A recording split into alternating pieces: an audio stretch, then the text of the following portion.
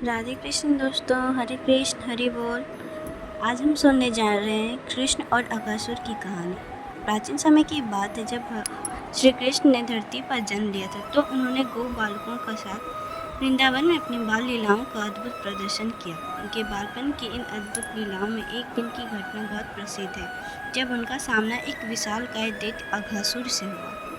अघासुर कंस का भेजा हुआ राक्षस था। वह पूतना और बकासुर का भाई था, जिनका श्री कृष्ण ने पहले ही संहार कर दिया था। अघासुर बहुत ही शक्तिशाली और क्रूर राक्षस था और उसने अपने भाई बहनों की मृत्यु का बदला लेने के लिए श्री कृष्ण और उनके साथियों को मारने की ठान ली थी। अघासुर ने एक विशालकाय सांप का रूप धारण कर लिया। उसका शरीर इतना बड़ा था कि उसकी लंबाई आकाश तक पहुंचती थी और उसका मुंह एक गुफा जैसा दिखाई देता था।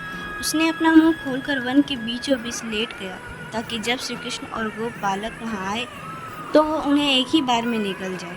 गोप बालक जब खेलते खेलते वहां पहुंचे तो उन्होंने उस गुफा जैसे मुंह को देखा और उत्सुकता बस उसके भीतर जाने लगे। उन्हें यह नहीं पता था कि यह कोई गुफा नहीं है, बल्कि एक राक्षस का मुंह था। वे खुशी खुशी उस विशाल मुंह के भीतर चले गए, क्योंकि उन्हें श्री कृष्ण पर अटूट विश्वास था कि वे किसी भी संकट से उनकी रक्षा करेंगे।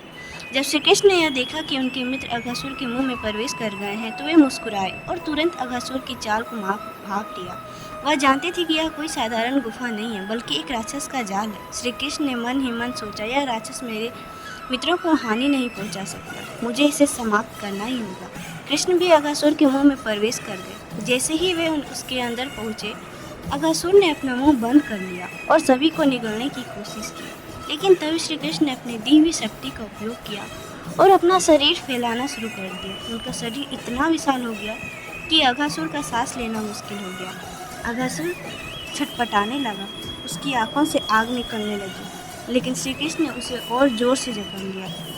अंततः अघासुर की सांस रुक गई और वह वहीं मर गया। उसकी आत्मा तुरंत बाहर निकली और भगवान श्री कृष्ण के चरणों में समर्पित हो गई। कृष्ण ने अपने गोप बालकों को सुरक्षित बाहर निकाला और अघासुर के मृत शरीर से मुक्त कर दिया। सभी गोप बालक यह देखकर अचंभित थे कि कैसे श्री कृष्ण ने इतने विशाल राक्षस का वध कर दिया। उन्होंने भगवान श्री कृष्ण की जय जयकार की और खुशी से उछलने लगे। इस प्रकार श्री कृष्ण ने एक बार फिर अपने दिव्य पराक्रम से सभी को दिखा दिया कि वह किसी भी संकट से अपने भक्तों की रक्षा करने के लिए हमेशा तत्पर रहते हैं। ये कहानियों के लिए हमारे चैनल से जुड़े रहे और हमारे चैनल को सब्सक्राइब करें।